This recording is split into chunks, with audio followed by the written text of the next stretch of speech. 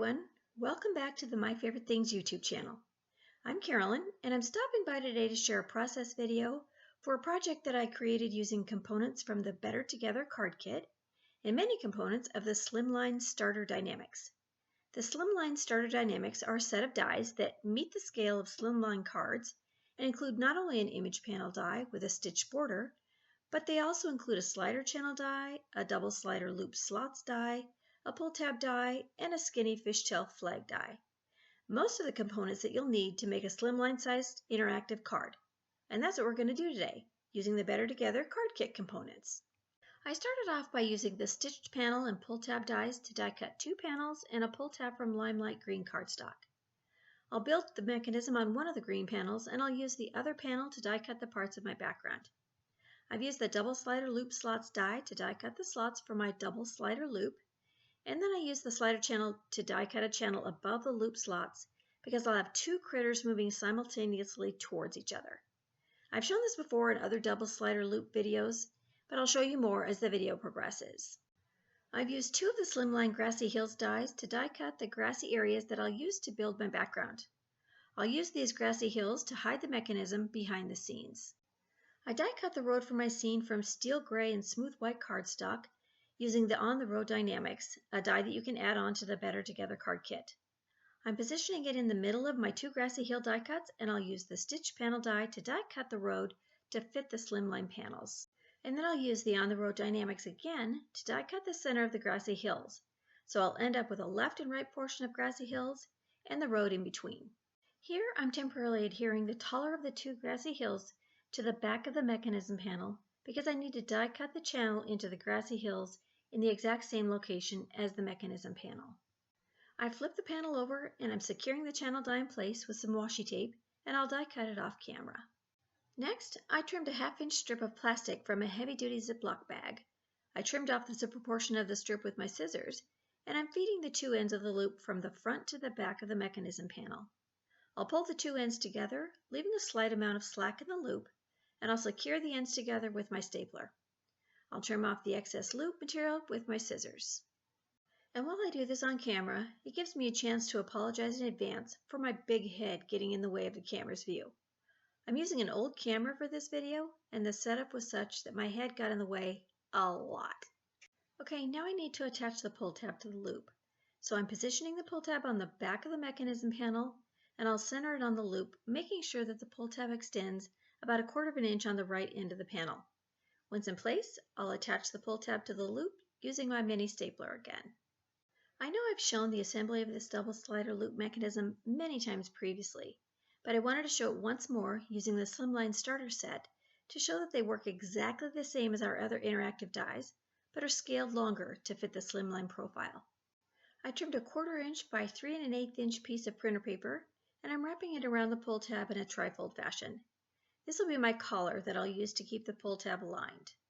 I'll use some liquid glue to glue the folded ends together. I've adhered some double-sided tape to the back of the collar, and I'll slide that onto the end of the pull tab and adhere it to the mechanism panel. This is still my favorite way to keep the pull tab aligned without all the bulk of double-sided foam tape. Next, I've adhered some thin 3D foam squares to the back of the taller of the 2 grassy hill die cuts, the ones with the channel die cut into them, and I'll adhere them to the mechanism so that the channels and edges align. The critical thing to remember here is to not place any kind of adhesive that will interfere with the mechanism. You want the card to be stable, but sometimes you have to forego adhering things down as much as you'd like to make sure that the mechanism can still move. I've added more thin 3D foam squares to the back of the road die cut and onto the mechanism panel. I'm adhering it to the mechanism panel between the 2 Grassy Hills die cuts. And now I can add the second layer of Grassy Hill die cuts to the mechanism panel, although in hindsight, I probably shouldn't have done that until I attached my critters. Later on in the video, you'll see that I remove one of the die cuts to gain access to the slider loop. Off camera, I die cut the components of the Carpool Die-namics from Lemon Drop, Summer Splash, and Black Licorice cardstock.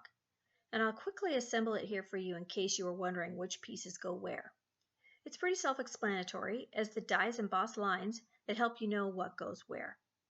It's so fun to think about the possibilities for this adorable critter car. In fact, I have a super fun idea for an upcoming project later this month. And it's a bonus that the Carpool Dynamics come with the Better Together card kit, along with so many other wonderful products, including the Better Together stamp set and coordinating dies that you'll see here shortly. Honestly, the details of this carpool die cut are just too cute for words. My head is exploding with fun ideas to use it in upcoming projects. Okay, here are those cute critters I was talking about earlier from the Better Together stamp set. I stamped, colored, and die cut several of them for my scene. Here I'm adhering the steering wheel to the bear, and then I'll adhere him to the inside of the car using some thin 3D foam squares. Then I'll add another thin 3D foam square to the penguin, and I'll adhere him inside the passenger side of the car. That little penguin just cracks me up. Check out those adorable glasses. I'm adhering the birdie to the driver's side mirror with some liquid glue. Off camera, I stamped the word Friends from the Better Together stamp set onto the license plate, and I adhered it to the car with my glue pen. And now I can adhere the assembled car to my image panel using more thin 3D foam squares. I've trimmed 2 pieces of acetate that measure 1/4 inch by 3 inches, and I've adhered a piece of 1/4 inch double-sided tape to the ends of each strip.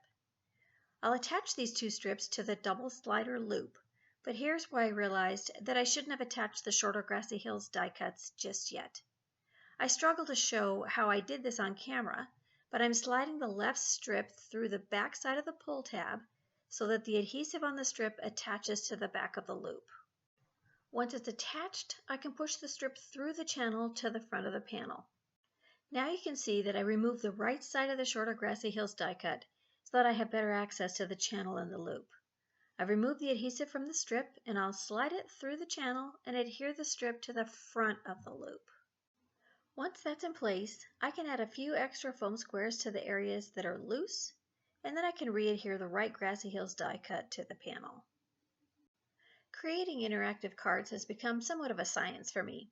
I love to figure out how to make things move, but sometimes I forget my basic steps and realize after the fact that I should have done it differently. Thankfully, there's almost always an easy fix. Okay, it's a little out of frame, but I'm now adhering the dog to the acetate strip with a foam square. And then I'm adhering the balloons to his left arm with my glue pen. I'll adhere the fox to the right acetate strip with another foam square, and once my critters are in place, I can trim off the excess acetate strips with my scissors. I've added foam squares and some double-sided foam tape to the back of the assembled panel, and I'll adhere that to a Summer Splash card base that measures 7 inches by 8.5 inches, that's scored at 3.5 inches and is folded in half. Off camera, I stamped the sentiment and added a few trees to the scene to finish it off. And when I pull on the pull tab, you can see that the dog and the fox are headed towards the car to join their friends. And that's it for me today, friends. I'm so excited that I can now make Slimline cards interactive with the Slimline Starter Die-namics. And I'm so happy that the Better Together card kit helped me to demonstrate that.